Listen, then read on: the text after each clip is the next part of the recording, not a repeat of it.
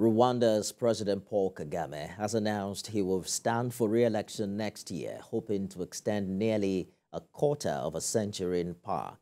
President Kagame, who became president in 2000, is eligible to continue in office for another decade after a constitutional amendment in 2015 changed term limits that would have forced him to step down 2 years later. Recall that President Kagame had previously not made his intentions clear, but presided over controversial constitutional amendments in 2015 that allowed him to run for more terms and stay in power until 2034. The Rwanda government in March decided to synchronize the dates for its parliamentary and presidential elections, which are due to be held in August next year. Professor of International Relations and Strategic Studies, David Awurawo, joins me now to discuss this latest development coming from Rwanda. Prof, thank you for joining us on the news this hour. So President Kagame won the 2017 election that given a seven-year term with over 98% of votes cast. Do you think that is actually that popular and wanted by his people in Rwanda? Thank you very much for having me on the program. The simple answer is no. Rwanda has experienced extensive dictatorship, authoritarianism in the past over a decade or so.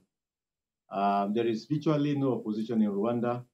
Kagame has worked to silence all opposition, and political dissent is not permitted. And so the results of the election we see do not really reflect the opinion, the popular views of Rwandans. And it's unfortunate that after spending 3 years in power, he still wants to perpetuate himself in office. Just as you rightly pointed out, it was supposed to have started in 2017, given the provision of the Constitution, which he now went ahead and amended in 2015. To allow him, other terms beyond the 2017 that he will have stepped down, which is unfortunate again because these are the things that have led to coups across Africa. We recall the case of Guinea when Fakonde did that in 2020. 2021 he was overthrown, and we have experiences like that, across Africa. So it's unfortunate that Kagame has decided to run again next year. The 65-year-old president has faced mounting criticism from what human rights activists have called suppression of political opposition and muzzling of independent media. But are you concerned about how African blocs are reacting to this development? Because recall that in 2015, the U.S.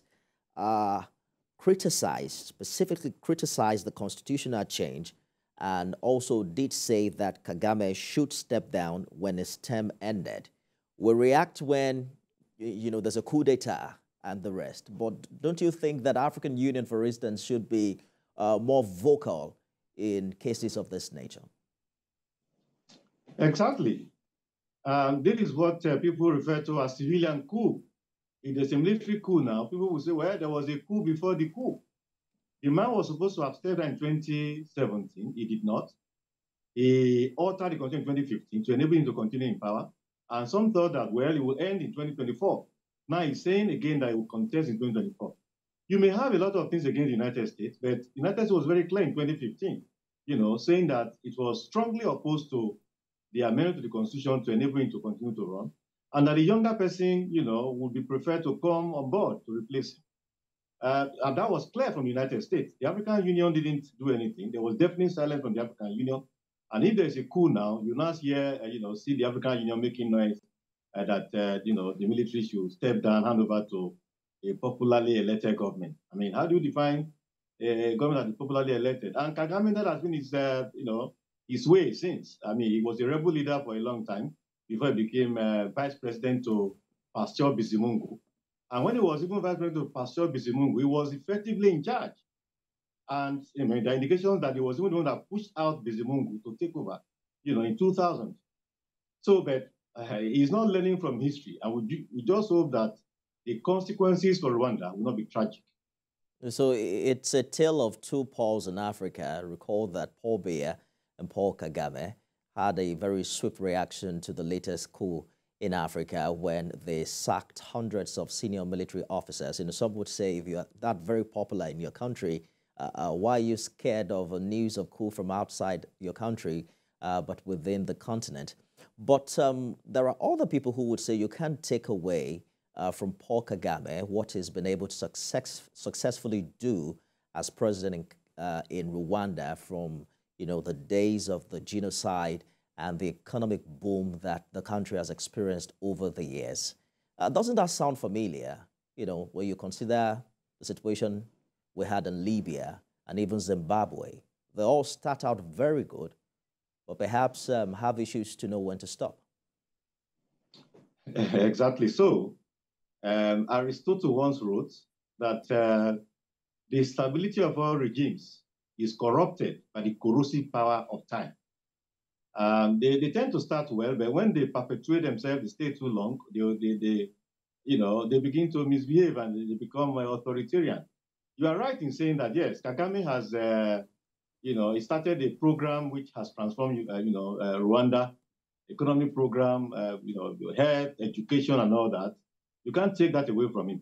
But all of that could evaporate in a few days if things turn topsy-turvy in Rwanda. Also remember that the delicate balance, Hutu, Tutsi, delicate balance in Rwanda. The man who was there before, Bizimungu, was a Hutu. He is Tutsi. Who comes to replace him? And now that he's refusing to go, obviously there's no preparation for successor. And like it is said, success without successor is no success, it's failure. So everything Kagame has done could just disappear in a few days if things are not properly handled, which is why we are recommending that he should, learn from history. He should step down, let a younger person come on, and then take Rwanda to the next level.